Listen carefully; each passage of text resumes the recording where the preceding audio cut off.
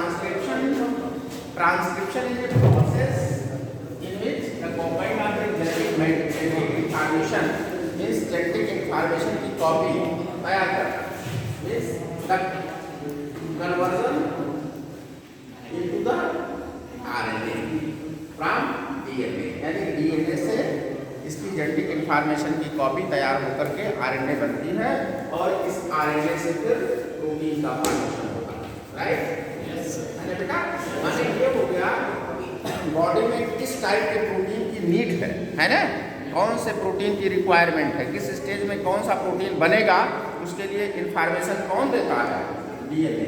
और इस डीएनए से फिर आरएनए और आरएनए से फिर प्रोटीन, माने इस इंफॉर्मेशन की कॉपी करना जेनेटिक इंफॉर्मेशन यस कहलाता है। So that is transcription. अब देखिए ट्रांसक्रिप्शन होता कहाँ है, तो इसका अकरेंस क्या बेटा देख लो। तो सीधी सी बात है कि जो यूकैरियोटिक सेल है, यूकैरियोटिक सेल देखना बेटा, देखना इसको। यूकैरियोटिक सेल में हम पहले देखते हैं इन यूकैरियोट्स में, in eukaryotes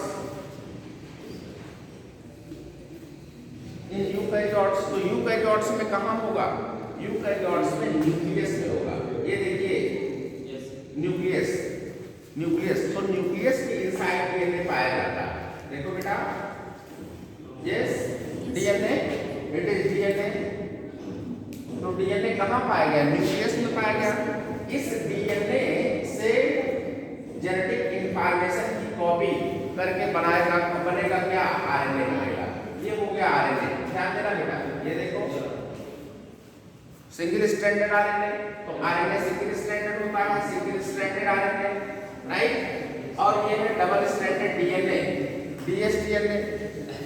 DNA double stranded होता है, तो डबल स्ट्रैंडेड डीएनए से सिंगल स्ट्रैंडेड आरएनए की कॉपी तैयार होना कहाँ? In the nucleus. इसके माने न्यूक्लियस में आरएनए की कॉपी बन जाती है और ये है क्या बेटा? न्यूक्लियस।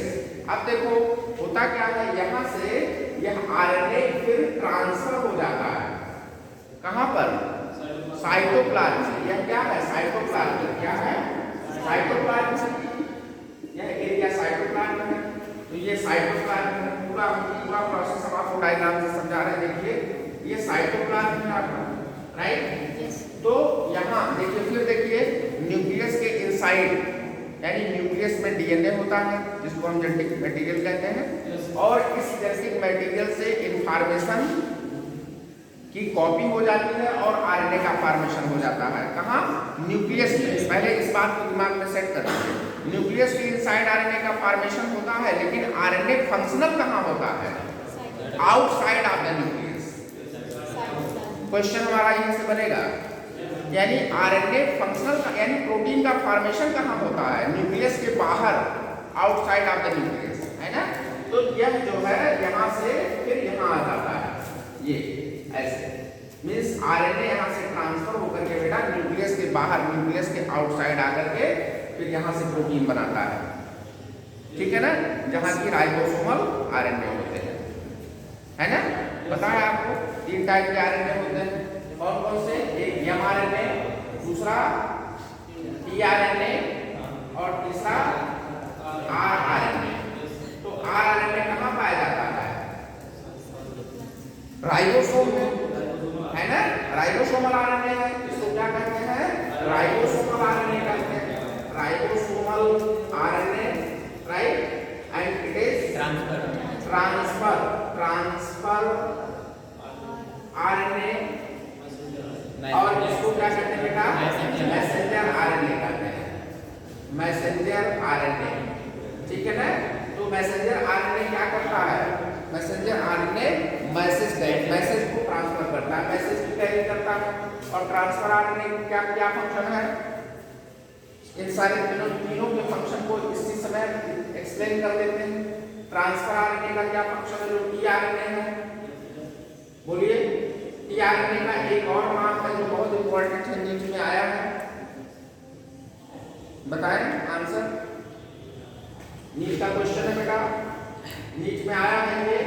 ट्रांसफर आरएनए को क्या कहते हैं, सॉल्युबल आरएनए कहते हैं। बहुत इंपॉर्टेंट है, नोट कर लीजिए इसको।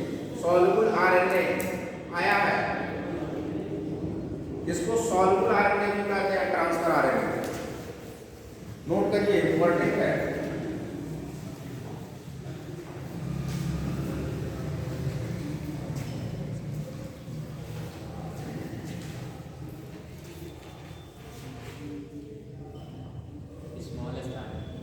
टीआरएनए इंपॉर्टेंट है। टीआरएनए का जो शेप होता है ये इन्वर्टेड एल शेप होता है। ये भी क्वेश्चन आया है नीट में, नीट का क्वेश्चन है बेटा। शेप कैसा होता है, इन्वर्टेड। इन्वर्टेड, इन्वर्टेड माने उल्टा, इन्वर्टेड एल शेप। तो इन्वर्टेड एल शेप कैसे होगा, देख लीजिए, ये ऐसे इन्वर्टेड एल शेप होगा, ये जैसे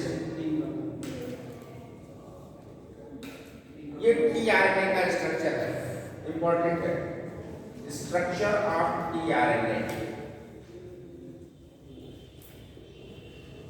स्ट्रक्चर ऑफ टीआरएनए, ये टीआरएनए का स्ट्रक्चर है, इन्वर्टेड ऐसे।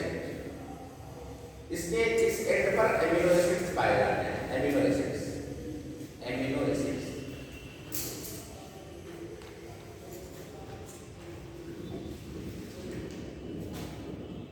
और इस एंड पर एंटीकोडॉन्स पाए जाते हैं। क्या पाए जाते हैं, मैं इसी समय इसको ब्रीफ कर दे रहा हूं जिससे आपके दिमाग में एक कॉन्सेप्ट हो जाए।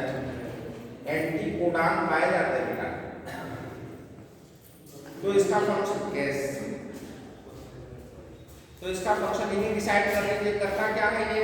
एंटीकोडॉन पाए जाते हैं माने जो एमआरएनए पर जो कोडिंग होती है, सुनिए, जो एमआरएनए पर कोड, स्पेसिफिक कोड्स बने होते हैं ना बेटा, उसी कोड्स के अगेंस्ट, ठीक है ना, एमिनो एसिड्स को ले आ करके वो क्या करता है, ट्रांसफर करता रहता है, ठीक है ना, ले आ करके उसको उसी पर सेटल करता है। इस नाते यहाँ एंटीकोडॉन्स पाए जाते हैं। यानी कौन से कोडॉन्स, एंटीकोडॉन्स पाए जाते हैं यहाँ पर, राइट, समझ आ गया। तो यानी एमिनो एसिड्स का सिलेक्शन करता है, एमिनो एसिड्स को सेटल करता है टीआरएनए, ठीक है ना। ये है इसका फंक्शन।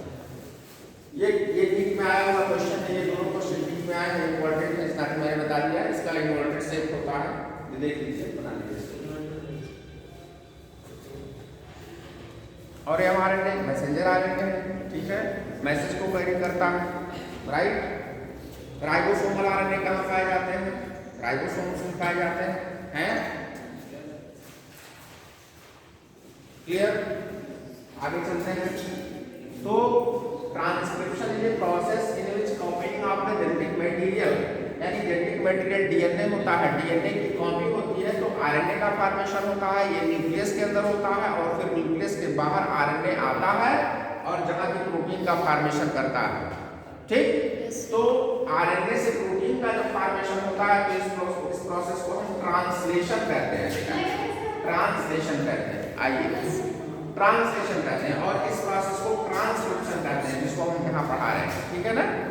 तो और ये यूकैरियोट्स में मैंने आपको बताया, और प्रोकैरियोट्स में क्या होगा, बोलो, प्रोकैरियोट्स में क्या होगा, न्यूक्लियस नहीं पाया जाता, न्यूक्लियस पाया नहीं जाता, तो एब्सेंट होता है न्यूक्लियस। तो होगा क्या है, यहाँ तो कोई न्यूक्लियस होता नहीं, तो ये सारा प्रोसेस कहाँ पाया जाएगा बेटा, साइटोप्लाज्म में। तो इसका आंसर होगा साइटोप्लाज्म। मतलब आंसर के लिए आप तैयार रहिए, ये दिमाग में सेट होना चाहिए कि यहाँ ट्रांसक्रिप्शन कहाँ होता है, प्रोकैरियोट्स में। बैक्टीरिया में कहाँ होता है, तो साइटोप्लाज्म में। आप टिक करेंगे साइटोप्लाज्म पर। यहाँ आंसर क्या करेंगे, न्यूक्लियस के अंदर। दोनों में डिफरेंस है, इस नाते मैंने बता दिया। यानी लोकेशन को लेकर के आगे कहाँ है यूकैरियोट्स और प्रोकैरियोट्स में, ये मैंने आपको क्लियर कर दिया। कॉन्सेप्ट क्लियर हो गया, पहली चीज ये है। दूसरी चीज ये है कि देखिए,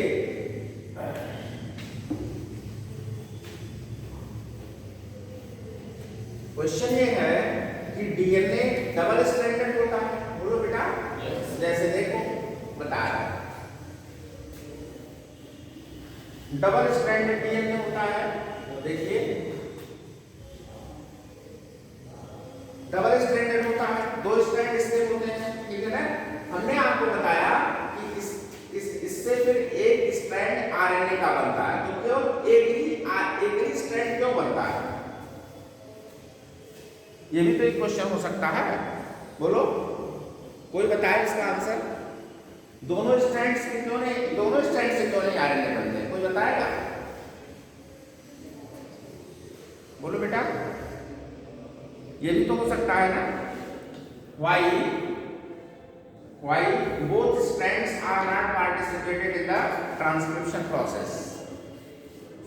क्योंकि है क्या भाई, देखिए ये बहुत ये मतलब डिस्टर्ब करने वाली बात है कि भाई एक ही मान लिया कि देख लीजिए दो स्ट्रैंड हैं इसके, तो दो डिफरेंट टाइप के आरएनए बन जाएंगे ना, और एक ही डीएनए से दो डिफरेंट टाइप के आरएनए बन जाए, यानी दो डिफरेंट टाइप के प्रोटीन बन जाए, तो ये कितना जो है ये बात जो है ये बैलेंस नहीं होती।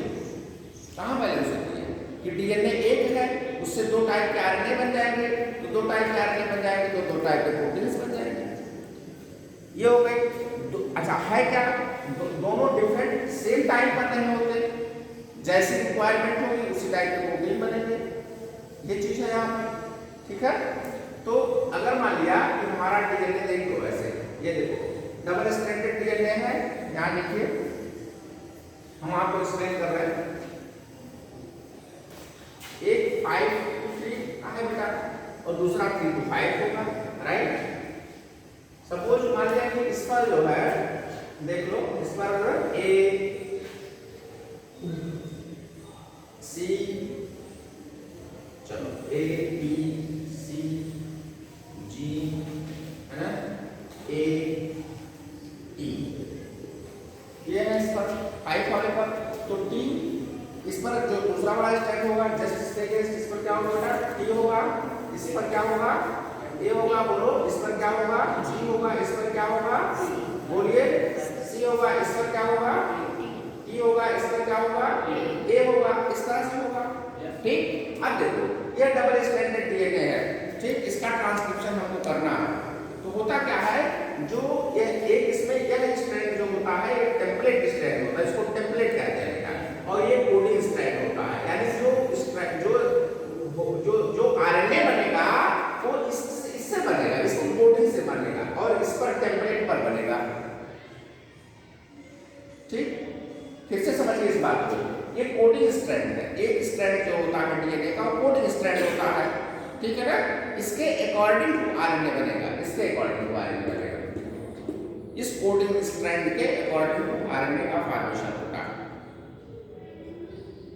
यानी कहने का मतलब यह है कि जो नया आरएनए बनेगा है ना बेटा, जो स्ट्रैंड आरएनए का बनेगा उस पर क्या बनेगा, बोलना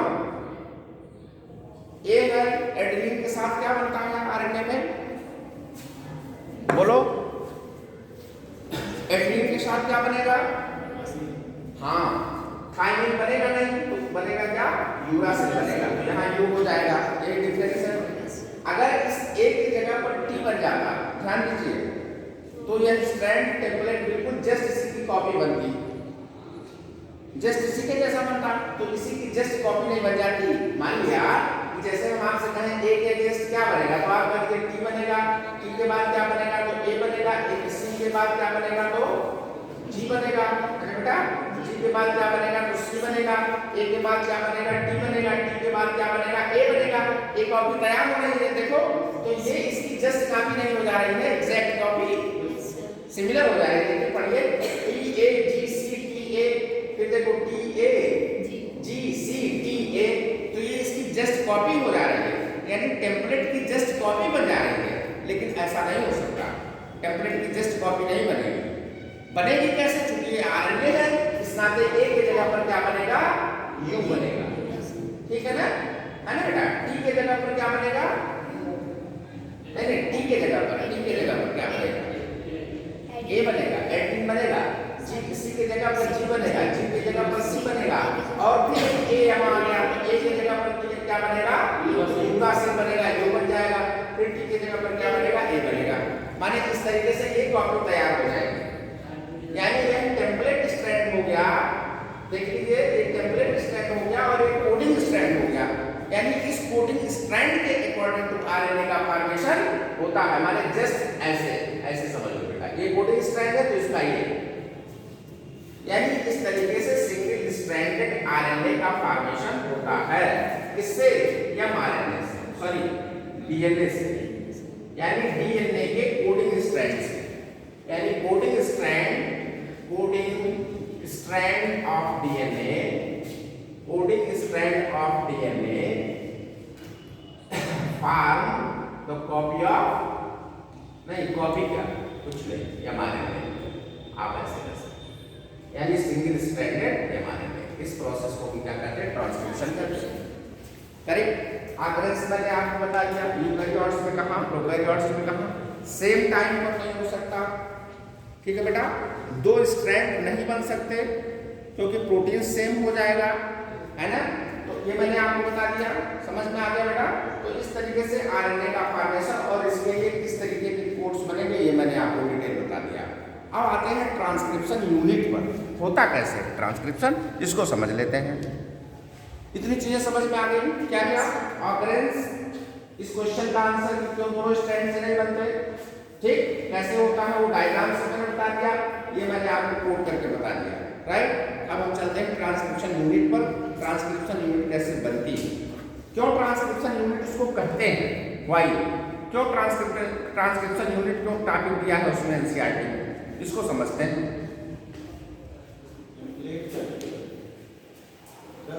हाँ बोलो बोलो, टेम्पलेट का क्या होता है? क्या टेम्पलेट? हाँ, टेम्पलेट का मतलब हो गया कि डीएनए के जो दोनों स्ट्रैंड्स है ना, नॉन कोडिंग, एक, हाँ एक तो कोडिंग पोर्शन है जिससे बनेगा आरएनए, और एक टेम्पलेट है जिस पर बनेगा, उसी टेम्पलेट पर ही आरएनए का फॉर्मेशन होता है, टेम्पलेट पर ही आरएनए का फॉर्मेशन होगा, वहीं से फिर आरएनए निकलना शुरू होगा। अभी आप क्लियर करने के प्रोसेस को देखिए, ठीक है। देखो अब ट्रांसक्रिप्शन यूनिट पर चलते बेटा, इसको ट्रांसक्रिप्शन यूनिट क्यों कहते हैं, कोई बताएगा इसको? ट्रांसक्रिप्शन यूनिट बेटा 5 इक्वल ट्रांसक्रिप्शन यूनिट। मैंने आपको रेप्लिकेशन में पढ़ाया, क्या पढ़ाया? मैंने आपको रेप्लिकेशन में ये पढ़ाया कि देख लीजिए, ये मैंने सेल साइकिल बताई थी बच्चों, याद करना।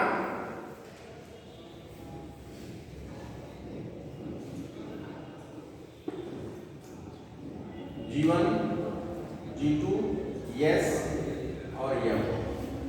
क्यों?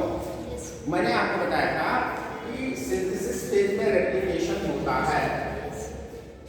यह भी एक इंपॉर्टेंट क्वेश्चन है बेटा नीट का, यह भी इंपॉर्टेंट क्वेश्चन है।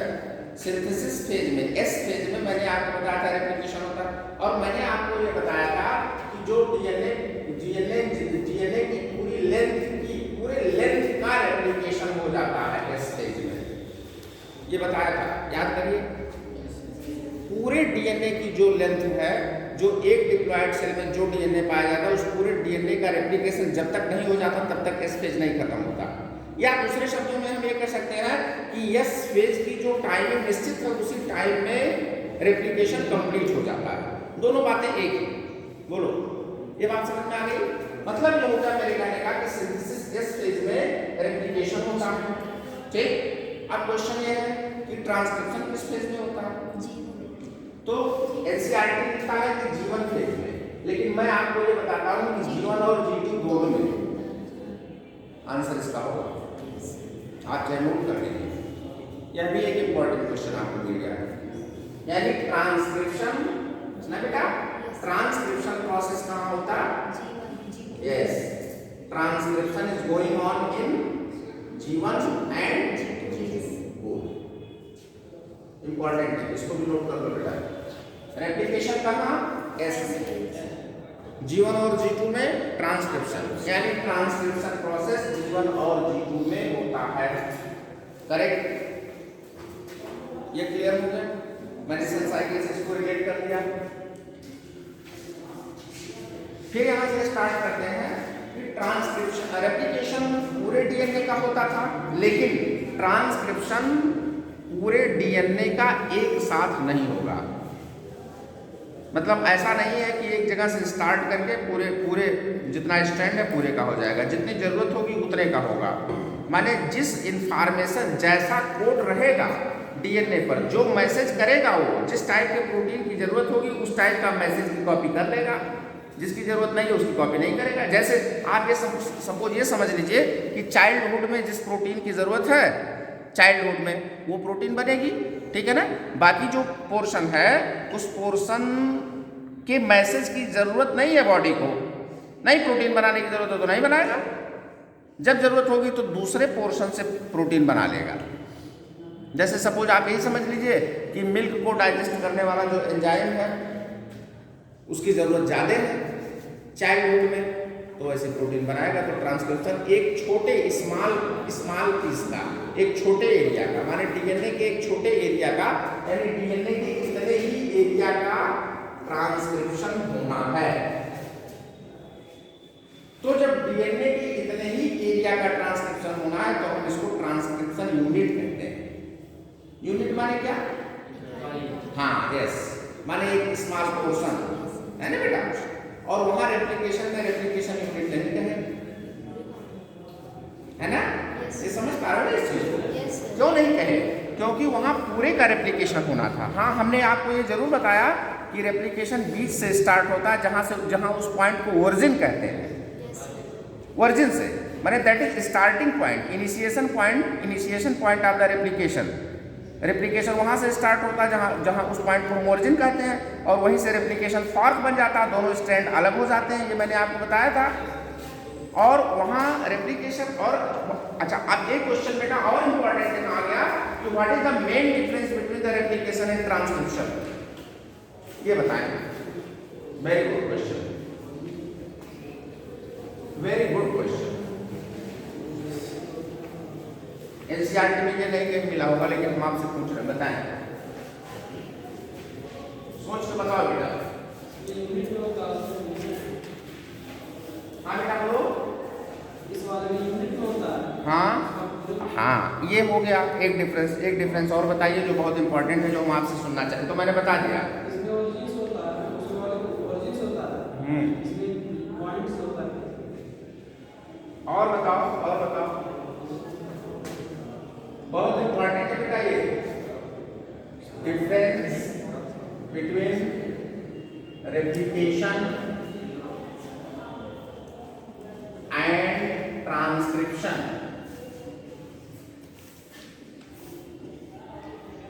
क्या डिफरेंस है? एक तो यही डिफरेंस है जो मैं एक्सप्लेन कर चुका हूं, इसको पकड़े रहिएगा। दूसरा मैं आपको सबसे इंपॉर्टेंट डिफरेंस ये बताता हूं कि रेप्लिकेशन में बेटा डीएनए के दोनों स्ट्रैंड का रेप्लिकेशन होता है, यही मेन डिफरेंस है। जो डीएनए भाई यही तो था उसमें, ये देखिए ये था। आप इसी को रेप्लिकेशन फॉर्क कहते थे ना, इसी को रेप्लिकेशन फॉर्क कहते थे। रेप्लिकेशन फॉर्क में एक लीडिंग स्ट्रैंड और एक लैगिंग स्ट्रैंड बनता था। जो लैगिंग स्ट्रैंड होता था वो कैसा होता था? डिसकंटिन्यूअस होता था। जो लीडिंग स्ट्रैंड होता था वो कंटिन्यूअस होता था, ये कंटिन्यूअस होता था, और एक इस तरह से होता था, ऐसे बोलो, डिसकंटिन्यूअस, यही ना। और बाद में आप इसको डीएनए लाइगेज से जोड़ते थे, यानी एक ये न्यू स्ट्रैंड और ये इसका न्यू स्ट्रैंड, यानी दो न्यू स्ट्रैंड्स बनते थे ना बेटा। तो यह कट करके एक सेल में या कट करके दूसरे सेल में ऐसे चला जाता, बोलो, यानी दो स्ट्रैंड्स बनते थे, दोनों स्ट्रैंड की कॉपी हो जाती थी। लेकिन इसमें क्या है, मैंने अभी आपको बताया कि टेम्पलेट जो होता है, टेम्पलेट पर आरएनए बनता है, और कोडिंग स्ट्रैंड इसमें केवल एक होता है, एक ही स्ट्रैंड की कॉपी होती है आरएनए फॉर्मेशन में।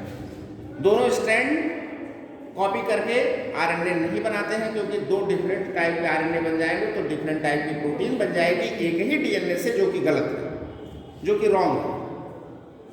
क्योंकि एक डीएनए से दो टाइप के प्रोटीन नहीं बन सकते।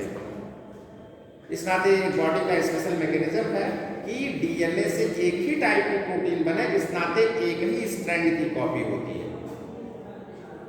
मैं इस बात को बार बार समझा रहा हूँ।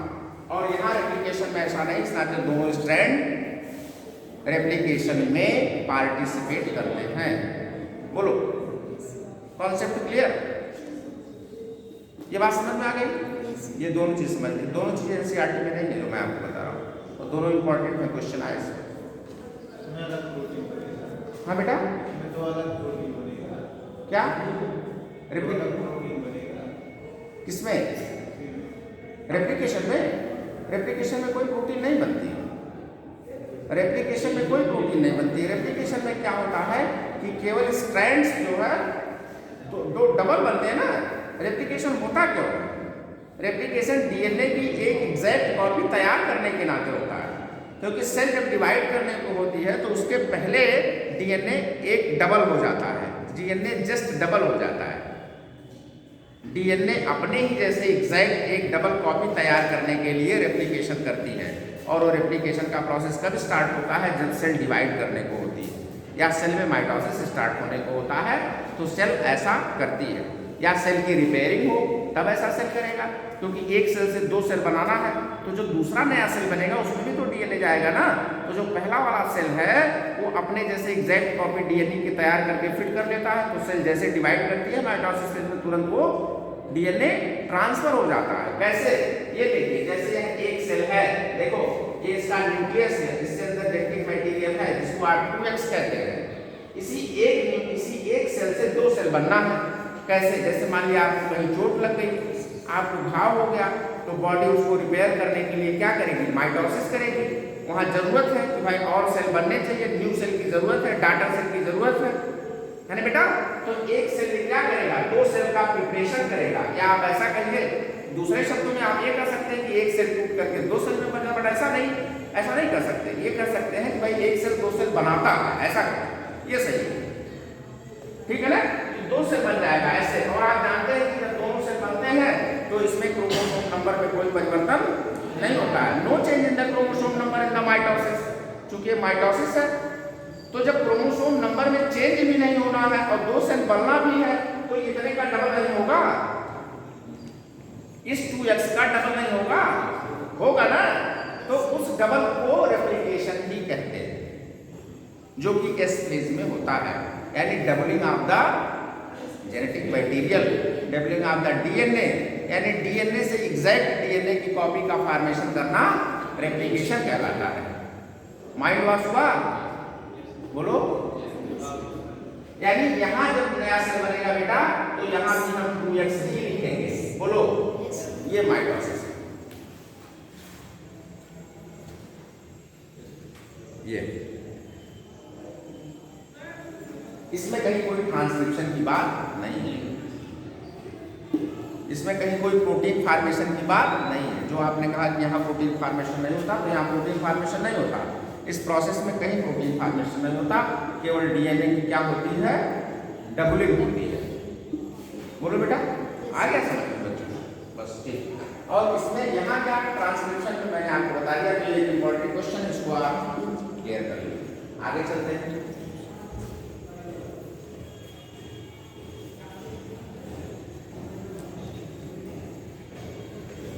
तो देखना बेटा, फिर आगे चलते हैं।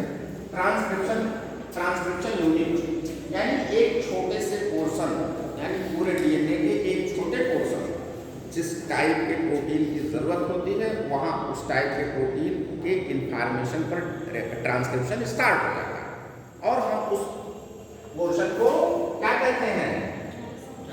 ट्रांसक्रिप्शन यूनिट कहते हैं। अब भाई देखिए, ट्रांसक्रिप्शन कैसे स्टार्ट होता है, प्रोसीजर क्या है?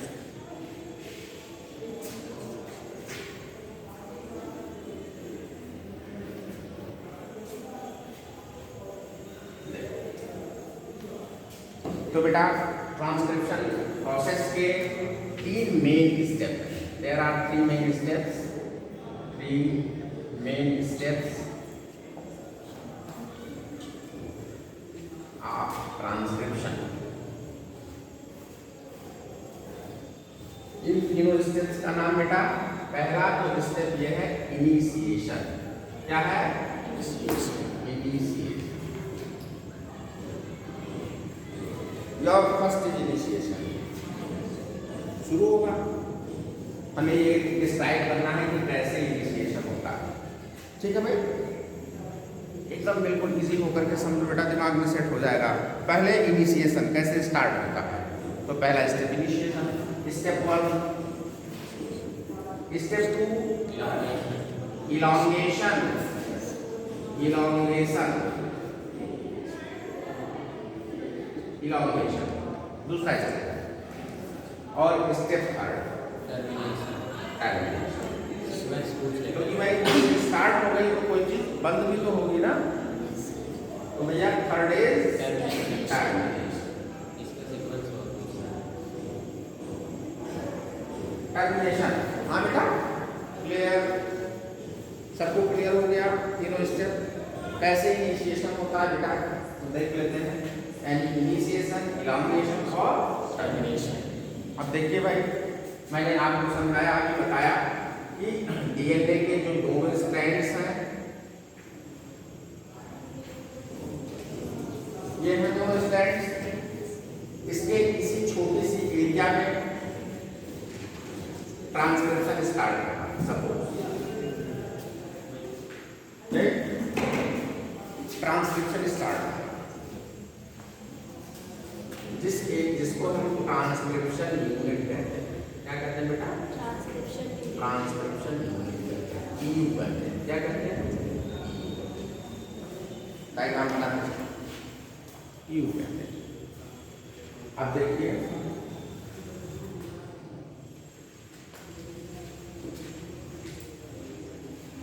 डीएनए के दोनों स्ट्रैंड्स को हम यहाँ इस तरह रिप्रेजेंट कर रहे हैं बेटा, 5 and 3 and 3 to 5, राइट? आपको ये पता है कि डीएनए है, यहाँ हाइड्रोजन बॉन्ड्स होंगे, राइट? होंगे, बोलो जस्ट लाइक ऐसे आप रिप्रेजेंट करते थे, होंगे, ठीक है? अब देखो थोड़ा सा इसको और बड़ा करते हैं।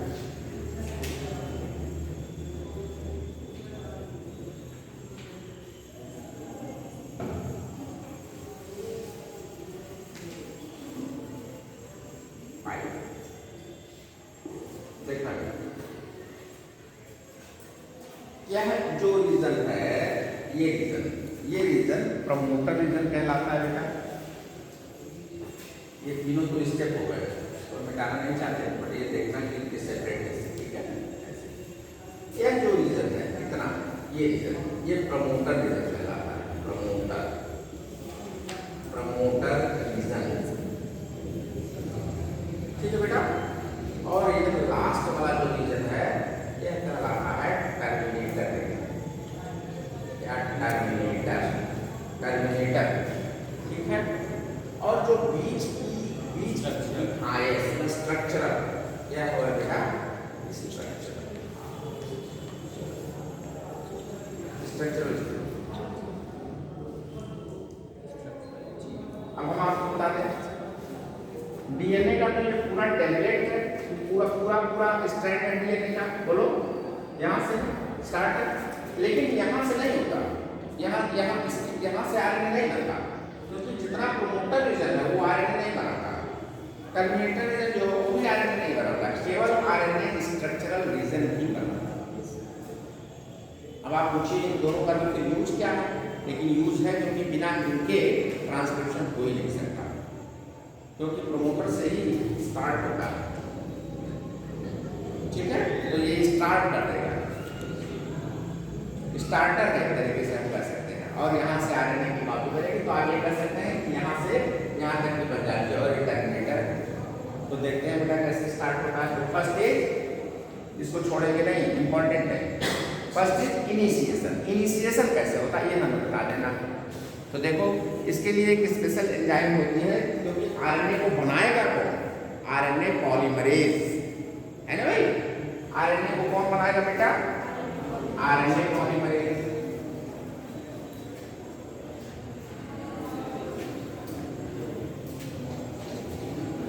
आरएनए पॉलीमरेज,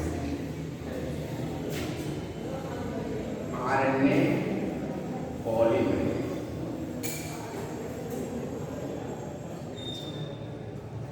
ये आरएनए का फॉर्मेशन करता है, इसको डीएनए डिपेंडेंट आरएनए पॉलीमरेज कहते हैं। तो है तो ये डीएनए पर ही डिपेंड है ना।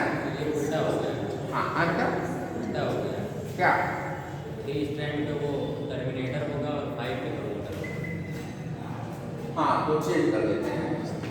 हाँ नीचे 5 है, 5 है ना, Yes.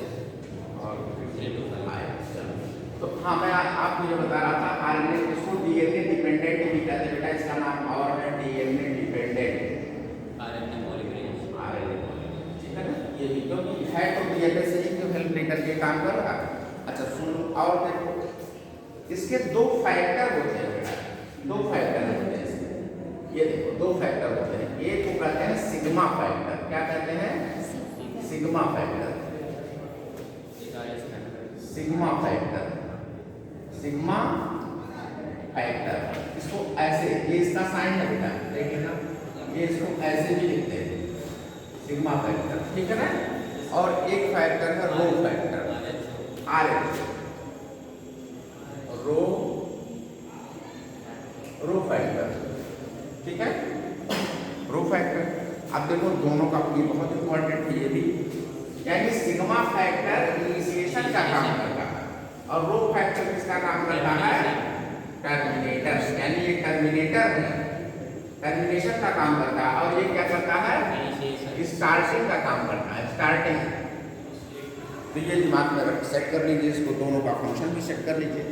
यानी अब आप ये समझिए कि जो है ट्रांसक्रिप्शन का प्रोसेस स्टार्ट हो रहा है। तो ट्रांसक्रिप्शन का प्रोसेस जब स्टार्ट हो रहा है तो आरएनए पॉलीमरेज इस पर एक्ट करेगा। कैसे एक्ट करेगा? आरएनए पॉलीमरेज, देखो बेटा, RNA polymerase bind with sigma factor, यानी सिग्मा फैक्टर के साथ बाइंड कर सकता है। समझ में आ गया? और सिग्मा फैक्टर के साथ बाइंड कर जाता है। कैसे सिग्मा फैक्टर के साथ बाइंड करेगा? देखिए, जैसे देखिए ये है आरएनए पॉलीमरेज, मान लिया भाई आरएनए पॉलीमरेज क्या है? एक एंजाइम है ना, है तो एंजाइम की एक एंजाइम है। तो ये सिग्मा फैक्टर के साथ बाइंड कर, मान लिया सिग्मा फैक्टर जो कि इनिशिएशन करेगा, देख लो। तो मान लिया कि इस यूनिट सॉरी इस एरिया से स्टार्ट होने वाला है। जैसे देखो ये है, देखो ये देखो, तो यहाँ पर आकर के इसने अपना एक्शन स्टार्ट कर दिया, यहाँ पर आकर के इसने अपना काम शुरू कर दिया। तो यहाँ इस ऐसे यहाँ से ये बाइंड कर जाएगा, ये ऐसे विथ क्या? Sigma factor. ये देखिए, यानी आप यहाँ लिखेंगे that's attached with the sigma factor, यानी ये सिग्मा फैक्टर हो गया और ये क्या हो गया? आरएनए पॉलीमरेज, आरएनए पॉलीमरेज, और ये हो गया सिग्मा फैक्टर, और ये हो गया क्या बेटा? डीएनए के स्ट्रैंड्स, ये हो गया डीएनए, ठीक है ना। यानी तो इस एरिया को हम क्या कहेंगे? इस एरिया को क्या कहेंगे? बोलो। हाँ, यस, इस एरिया को हम प्रमोटर एरिया कहेंगे। यानी यहाँ से हमारा अब ट्रांसक्रिप्शन स्टार्ट हो गया, यानी जो सिग्मा फैक्टर है ट्रांसक्रिप्शन को क्या करता है? स्टार्ट कर देता है। समझ में आ गया ना? अच्छा, अब जब जैसे ही ट्रांसक्रिप्शन को ये स्टार्ट करेगा तो होगा क्या? इसके जो दोनों स्ट्रैंड्स हैं किस स्टेज पर आ जाएंगे? ऐसे, जैसे मैंने यहाँ डायग्राम बनाया है, मैंने खोलेंगे ओपन होंगे। भाई क्या करेगा? ये प्रोसेस है ना बेटा, ये यानी इसका प्रोसेस है। क्या प्रोसेस है? पहला प्रोसेस ये है कि RNA polymerase bind with the sigma factor, ठीक, सिग्मा फैक्टर के साथ बाइंड किया, उसके बाद क्या करेगा? इस स्ट्रैंड पर अटैच करेगा। देखो, तो अटैचमेंट होगा इसका, तो अटैचमेंट जब होगा तो यानी सेकंड स्टेप क्या हो गया? यानी इसके बाद का क्या स्टेप होगा? लाइन डायग्राम से हम आपको बता रहे हैं, ओपन करेगा किसके? दोनों स्ट्रैंड्स को, यानी opens both strands of DNA, both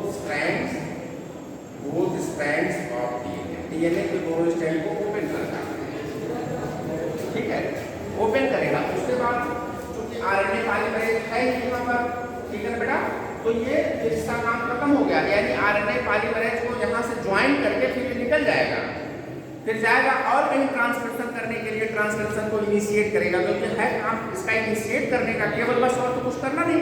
बाकी आरएनए पॉलीमरेज क्या करेगा? बना देगा, पॉलीमराइजेशन कर देगा, लेकिन ये फिर इससे डिटैच हो जाता, निकल जाता है, रिमूव हो जाता है। आप ऐसा कर सकते हैं, है ना? यस। नाउ देन रिमूव हो गया ये, और जाकर के कहीं दूसरे जगह फिर ये इनिशिएशन स्टार्ट करेगा, और अब आरएनए पॉलीमरेज का फंक्शन क्या करेगा, यानी पॉलीमराइजेशन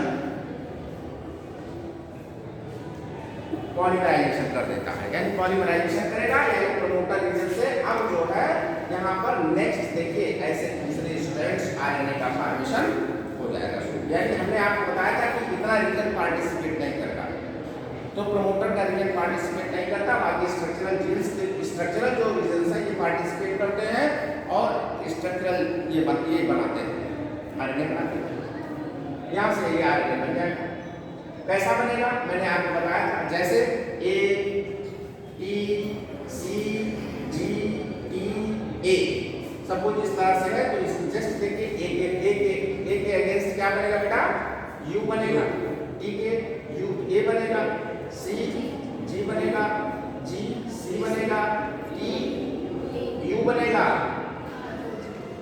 और ए ई बनेगा।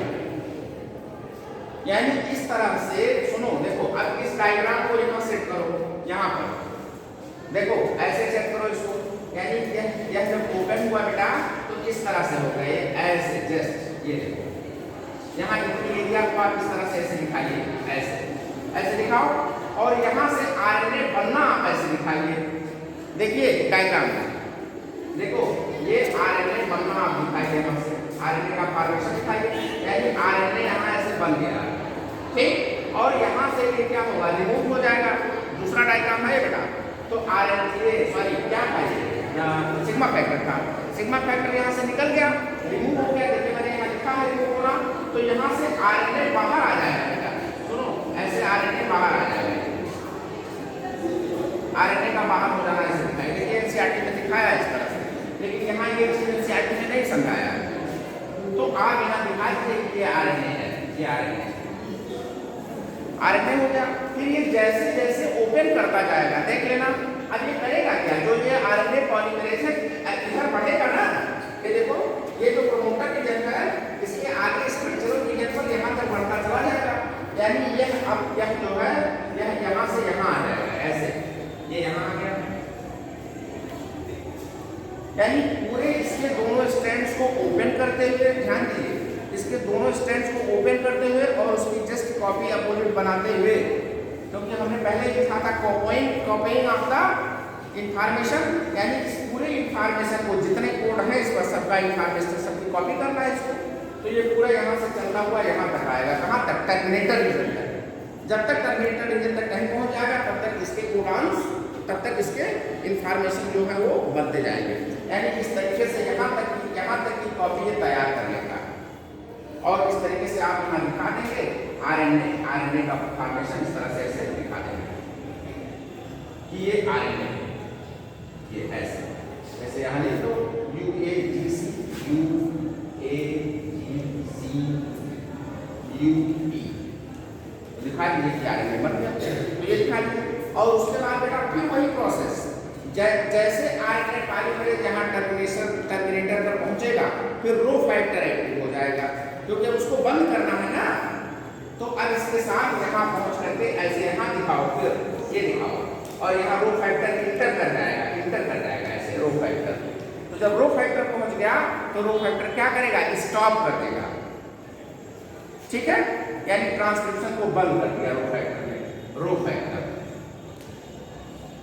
यानी अब टर्मिनेशन बंद हो गया, ट्रांसक्रिप्शन बंद हो गया, ठीक है ना, तो यहाँ ट्रांसक्रिप्शन बंद और आरएनए की कॉपी तैयार हो जाती है। ये इस प्रोसेस को हम पूरा मैंने प्रोसेस आपको समझा दिया, मैंने आपको ये समझा दिया कि सेल साइकिल के किस स्टेज में होता है, मैंने आपको ये बताया कि रेप्लिकेशन और ट्रांसक्रिप्शन में डिफरेंस क्या है, कितने पॉइंट्स बनते हैं, उसका आगरेंस बता दिया, यूकैरियोटिक सेल में बता दिया, प्रोकैरियोटिक सेल में बता दिया है बेटा, ठीक, करेक्ट। ये समझ में आया। एक चीज मैंने छोड़ दिया, ये समझ लीजिए, इस साइड को यानी इस एंड को हम अप स्ट्रीम कहते हैं और इसको हम डाउन स्ट्रीम कहते हैं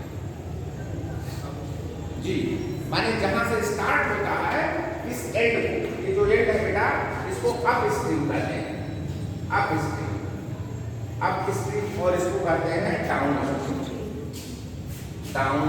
स्ट्रीम। यानी अगर ये भी एक क्वेश्चन है, पूछता है कभी पूछ लेता है कि जो ट्रांसक्रिप्शन है कहाँ से स्टार्ट होकर के कहाँ तक जाता है। आप कहेंगे कि अप स्ट्रीम से स्टार्ट होता है, डाउन स्ट्रीम की तरफ जाता है। ये इसका एग्जैक्ट आंसर है। मैंने starting from the upstream and up to downstream, ये हो गया। So it is all about your transcription. Clear? और ट्रांसलेशन में प्रोटीन का फॉर्मेशन होता है, जिसमें टीआरएनए का और एमआरएनए आरआरएनए का मेन रोल है। ठीक है?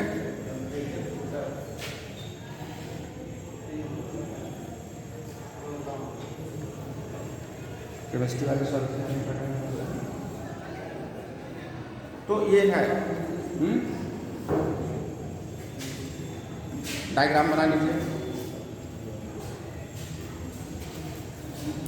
सर आप स्ट्रीम का कोई टेम्परेचर डिफाइन, हाँ बेटा, आप स्ट्रीम का और डाउनस्ट्रीम का कोई टेम्परेचर होगा, क्या होगा?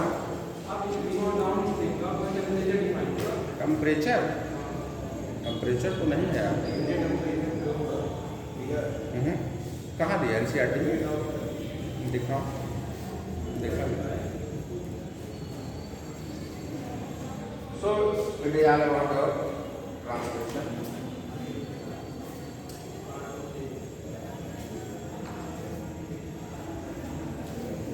देखा बीएससी में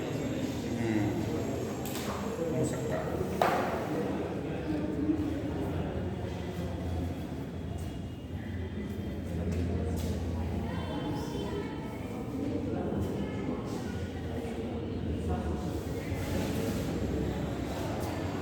और एनसीईआरटी में चीज और भी है बेटा, यूकैरियोट्स में और प्रोकैरियोट्स में आरएनए पॉलीमरेज के टाइप्स दिए हैं। जरा एक बार देख लेना। RNA polymerase first, RNA polymerase second, RNA polymerase third दिया है। देखिए, इसको मिटाएंगे ना, सारा स्टेप सारा प्रोसेस नोट कर लिया।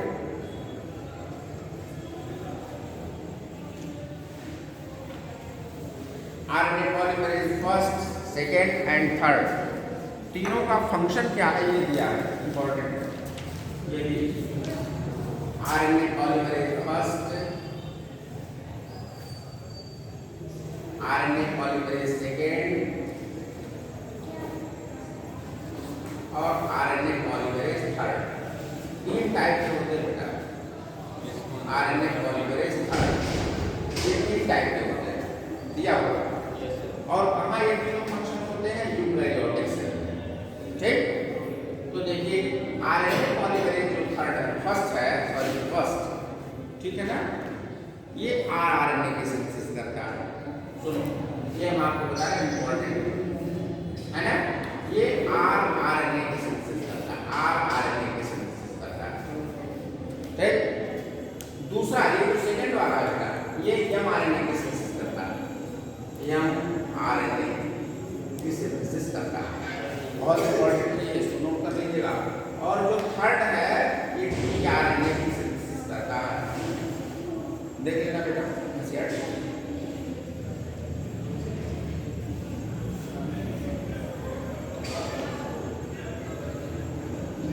First, second, third, rRNA, mRNA, tRNA. जिस सीक्वेंस याद रखिएगा इस तरह क्वेश्चन बन जाता है। इसको कैसे याद करोगे? इसके लिए एक फार्मूला है,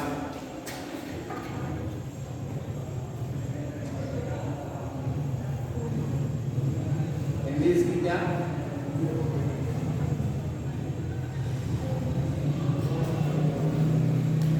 ऐसे से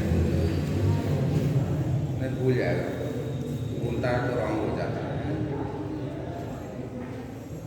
समझ आया?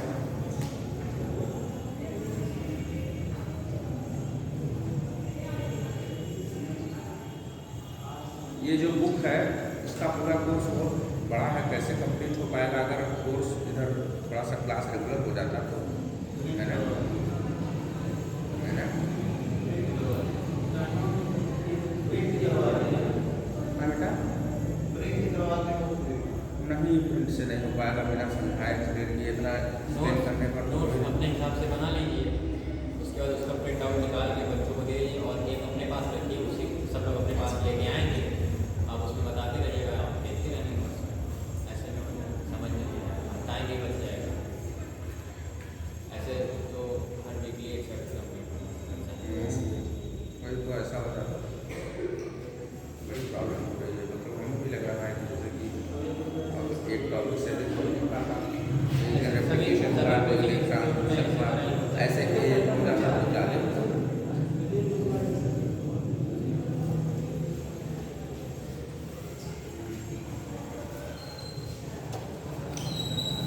नहीं, ये वाली क्लास 1 बजे हो जाए नहीं ठीक है, 1 बजे और रेगुलर आ सकते हैं आप लोग ना।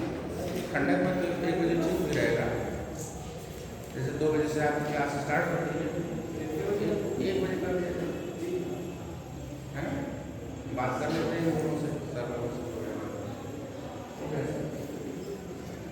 है ना।